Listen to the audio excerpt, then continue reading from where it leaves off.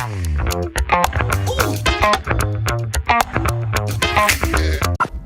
hi guys! Disclaimer for this podcast. Medyo saucy ang mga topic ngayon. So, magkakaroon kami ng opinions, reactions, judgments, Yes. assumptions. And if you think hindi mo kayang i-handle ang lahat ng sasabihin namin, click na lang kayo sa ibang video. Malaking disclaimer. At baka ang susunod na video pa ang para sa inyo at hindi ito yon. Panoorin nyo na lang yung cover ko. Oh, pwede din. Before. Ayan, ito. Saan ba yun? Dito? Dito. Kahit saan dyan. So, ayun. We hope you enjoyed this podcast. This episode. Yes. Okay, next. Ako ba yung ogag if I ask my boyfriend to set boundaries with his female friends? Okay. Okay. Yeah, sige. Gusto ko yan. My boyfriend and I were together since high school. We were together most of the time, and he had only male friends and some female friends who I personally knew and trusted. College came, we had to make adjustments as we went to different colleges. He met female friends which made me uncomfortable. They would party on bars, rent a place to party, and drink or go on overnights with alak, of course. Okay.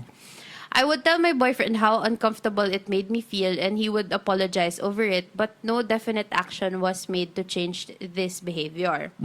This has been going on since we first started college, and I've been patient with him until now that we're about to graduate. Grabe, tagal ah. Ilan? Grabe yung pasensya niya. Simula daw nung nagsimula sila ng college hanggang ngayon na pag-graduate na sila. So, sabihin na natin 4 years. Okay. But I feel like I'm in a constant cycle of breaking myself over and over again because he seems to not care about my feelings and the things I communicate with him. I would feel him really being apologetic over it, but the same problem keeps on repeating. My boyfriend claims to have set boundaries. I only see that on physical touch. But there seems to be no total change with his behavior of going on overnights or partying. On one of their overnights, happened mid-college, when I asked him, he told me he slept beside one of his girlfriends. He seems to have seen nothing wrong with that, but it's totally a big deal for me kahit wala pang mali siya. I trust and love my boyfriend, but I'm unsure of how much longer I can wait until he can truly settle. I know we're too young, but if marriage comes, I'm unsure if I want to marry him. So let me know if ako ba yung ogag for constantly asking him to change his behavior. Am I being too controlling? So basically, ito na, summarize ko na lang. Kasi, Nag-space out ako, real talk. tignan mo, gumanon siya kanina, di ba? Basically, si ate girl, may jowa siya, tas si jowa,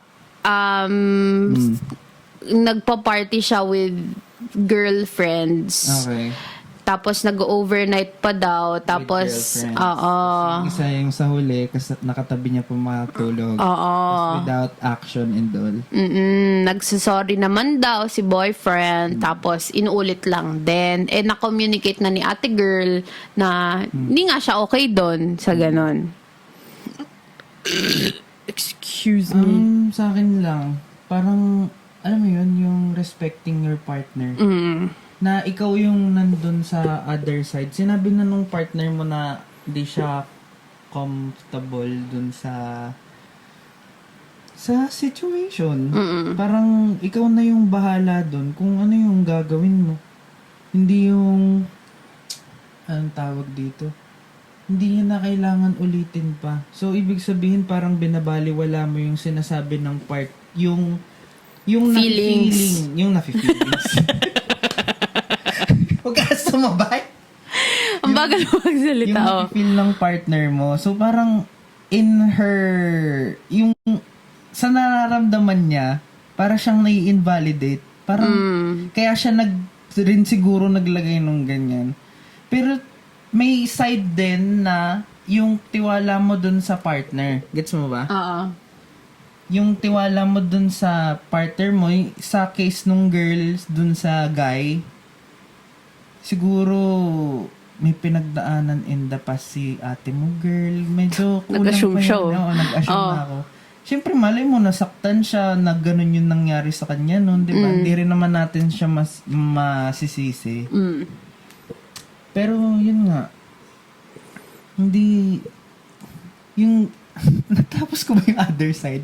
Ayun nga yung pagtitiwala mo dun sa partner mo. Kung wala naman siyang ginagawa, sinabi niya sa'yo, so, gets mo ba? Nagigets mo ba? Oo, gets ko naman yung both sides na sinasabi mo. Oo. Pero, Kaso,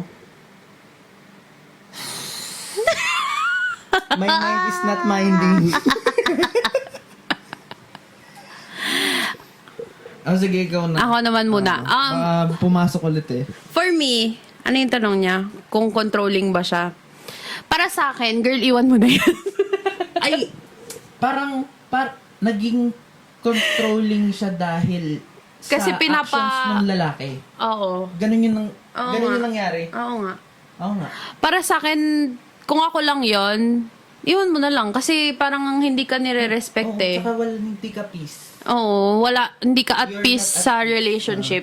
Dapat parang sa relationship, di ba dapat kalmado ka lang, wala kang worries, ganyan. Dun sa nakikita ko dun sa, ano na yun, sa post na yun, parang, lagi ka na lang, 4 na taon. oo, parang, sis, kaya pa ba? Hindi daw may 5th year pa daw kasi. parang for me, hindi ka mali sa voice out ng feelings mo and all. Pero nagkakamali ka sa point na paulit-ulit mo rin siyang pinapatawad. Na ulit-ulit na nga niyang ginagawa yung bagay na ayaw mo, na hindi ka komportable. Pero paulit-ulit mo rin naman siyang pinapatawad. Para kang, anong tawag dito? Para kang humingi ng sorry na inulit. Yung sa gaya, na humingi ka ng sorry tas inulit mo lang ulit. Oo. Doon sa guy naman na yon, sis, bro, whoever you are, huwag ka na lang kaya muna magjowa kung hindi mo kayang maging considerate sa feelings ng iba. Di ba? Oo, yun yung mahirap sa relationship eh. Yung iisipin mo yung feelings nung partner Oo, mo. kasi ganun naman talaga eh. Kasi Parang, ikaw, individual ka, may sarili kang feelings na syempre mas unahin mo yung sarili mo kaysa sa iba. Kaso yung sa case nga na yan, tsaka sa mga may relationship, dalawa na kayo eh. hindi na pwedeng ikaw lang. lang. Oo, omsig. Ganon. Kailangan dalawa na iniisip mo kung ano yung pwedeng maramdaman ng partner mo. Oh, put yourself Hindi in the pwedeng- other person's Kasi shoe. paano pag ginawa niya sa'yo yun? Paano, sabihin natin dito kay ate girl na sumama siya, ay Diyos ko po, baka magkabalubalokt ang puwet nung lalaki. Oo. Sinasabi ko sa'yo. Ganun naman. So, for me naman, sa lahat naman talaga ng relationship, may it be romantic relationship or friends, kung merong something na nagbabother sa inyo and vinoice out nyo naman siya, sinabi nyo naman na hindi kayo galit or anything, parang kung uulitin pa rin, walang nagbago, bye-bye. Oo, kasi life is short, guys. wag na kayong mag-aksaya. kayo ng partner na para sa inyo. Wag na kayong mag-aksaya ng oras nyo sa taong hindi naman para sa inyo. Diba? Tama! Skuday! Hello! Nanap ko ng katapat ko. Wow. Ako din, nahanap ko yung taong kinokontra ko o kaya, hindi naman niya ako kinokontra. Hello, kung nanonood ka man. Kasi ako kontrabida ako. Tapos hindi siya nagpapa-apekto. Parang ganon. So, parang minsan, Totoo ba yun? Lahat ng babae kontrabida? hindi naman siguro. Hindi, kasi feeling ko din, kaya rin naging ganun sila. Kasi ang kulit rin talaga ng lalaki. Alam mo minsan, kasi yung mga lalaki na yan, pag sinabi mong huwag gawin yung isang bagay, mas lalo nilang gustong gawin. Kala mo bata na hindi pwede maglaro ng tanghali kasi kailangan matulog pero maglalaro pa rin. Parang ganun. Hindi ko maintindihan. Hindi ba kayo makaintindi ng salitang no? Parang ganon. Eh, bakit? Kulit eh. Eh, kung sinabi mo na lang na gawin ko to, eh, di tapos na. Pero yun nga, yung kay Guy. Ay, sorry. 'Di ba? Parang nalulihis na tayo ng Oo nga, yung kay Guy. Wag ka na lang muna magjowa. Kung hindi mo kayang maging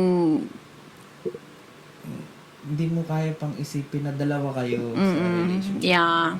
Na Baka hindi pa time for you to be in a relationship. Baka kailangan mo muna mag-have fun sa labas, go out nang walang iniintinding tao na pwede mong masaktan.